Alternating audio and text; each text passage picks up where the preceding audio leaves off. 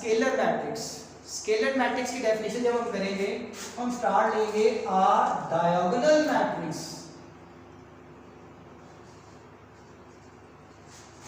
हम स्टार्ट ही डायगोनल से लेंगे, यानी ऐसा मैट्रिक्स जो डायगोनल वाली कंडीशंस को पूरा करता हो। A diagonal matrix in which all the diagonal entries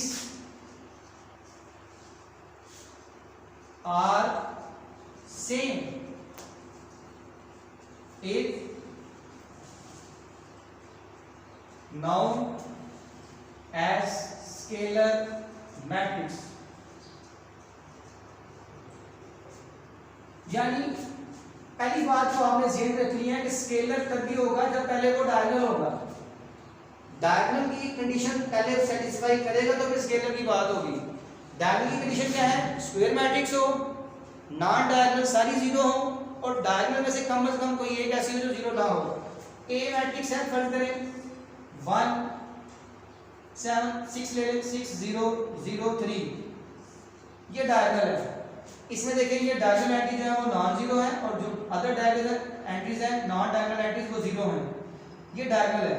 लेकिन अगर ऐसा डायगोनल मैट्रिक्स हो जिसमें डायगोनल एंट्रीज, देखिए मैंने क्या लिखा हुआ है, डायगोनल एंट्रीज आर सेम।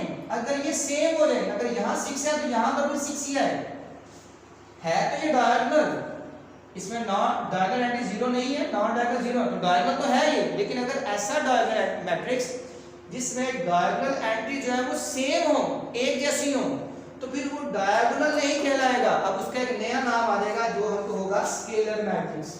है वो डायगोनल, लेकिन अगर वो इस कंडीशन को सेटिस्फाई करता है कि डायगोनल एंट्री जो है वो सेम हो, तो फिर वो स्केलर कहलाएगा। अब ये डायगोनल ही कहलाएगा, स्केलर कहलाएगा। अनदर एग्जांपल आप इसकी कोई ले सकते हैं, दैट इज फॉर -5 0 0 एंड -5। पहले चेक करना डायगोनल है, बिल्कुल है, ये दोनों जीरो है और ये जीरो नहीं है, डायगोनल एंट्रीज जीरो नहीं है, लेकिन डायगोनल एंट्रीज आर सेम, वो सेम है। अगर डायगोनल एंट्रीज सेम हो तो उस डायगोनल मैट्रिक्स को फिर हम स्केलर मैट्रिक्स का नाम देंगे। ठीक है जी।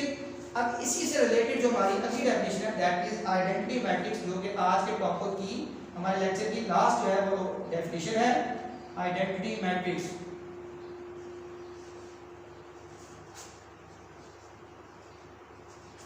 आइडेंटिटी मैट्रिक्स, इसमें स्टूडेंट आपने स्टार्ट लेना है स्केलर मैट्रिक्स से। अब आपने यहाँ डायगोनल से स्टार्ट लिया था, यहाँ लेंगे स्केलर से।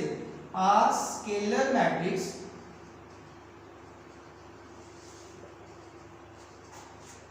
इन विच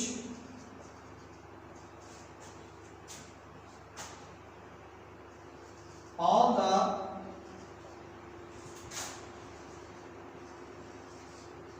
diagonal entries are 1 is known as identity matrix, यानी स्केलर मैट्रिक्स। अब इसके ऊपर हमने स्केलर वाली कंडीशन अप्लाई करनी है। वो क्या थी कि डायगोनल एंट्री सेम होनी चाहिए, लेकिन अगर ये डायगोनल एंट्रीज 1 1 हो, देखिए ये दोनों सेम है, जब दोनों एंट्री सेम हो ये और ये दोनों जीरो हो तो ये बनता है स्केलर मैट्रिक्स। लेकिन अगर ये सेम जो एंट्रीज आ रही हैं आपके डायगोनल, ये 1 1 हो, अगर ये फर्ज करें 2 2 होती सपोज दैट, तो फिर ये स्केलर ही कहलाना था। लेकिन अगर डायगोनल एंट्रीज 1 1 हो जाए तो ये स्केलर तो है, लेकिन क्योंकि ये डायगोनल एंट्रीज 1 1 है तो ऐसा स्केलर मैट्रिक्स जिसमें डायगोनल एंट्रीज 1 1 हो उसे फिर हम आइडेंटिटी मैट्रिक्स कहते हैं। और ये identity matrix always be represented by a symbol capital letter I. ये एक आई से इसको रिप्रेजेंट करते हैं, आई फॉर आइडेंटिटी। तो अगर किसी स्केलर मैट्रिक्स के अंदर डायगोनल एंट्रीज 1 1 आ जाए तो वो फिर आइडेंटिटी मैट्रिक्स बन जाता है। तो ये स्टूडेंट्स हमारा जो ऑलमोस्ट सारी डेफिनेशंस थी हमने आज उनको समराइज किया, इकट्ठा किया और उम्मीद की, मैंने पूरी कोशिश की कि मैं आप तक जो है वो इनको ज़्यादा इजी मेथड से आप तक पहुंचा सकूं। उम्मीद करता हूं कि आपको ये सारी जो है वो समझ आ चुकी होंगी।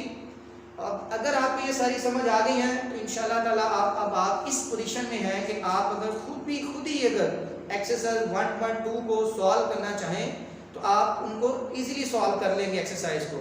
तो इंशाल्लाह हम अगले लेक्चर में करेंगे 1.2 को भी, लेकिन आप अगर ये समझने के बाद खुद भी अगर करना चाहें 1.2 को तो आप उसको सॉल्व कर सकते हैं। तो इंशाल्लाह स्टूडेंट्स अब आपसे अगले लेक्चर में हम जो है वो मुलाकात होगी आपसे, जिसमें हम एक्सरसाइज 1.2 को जो है वो सॉल्व करेंगे।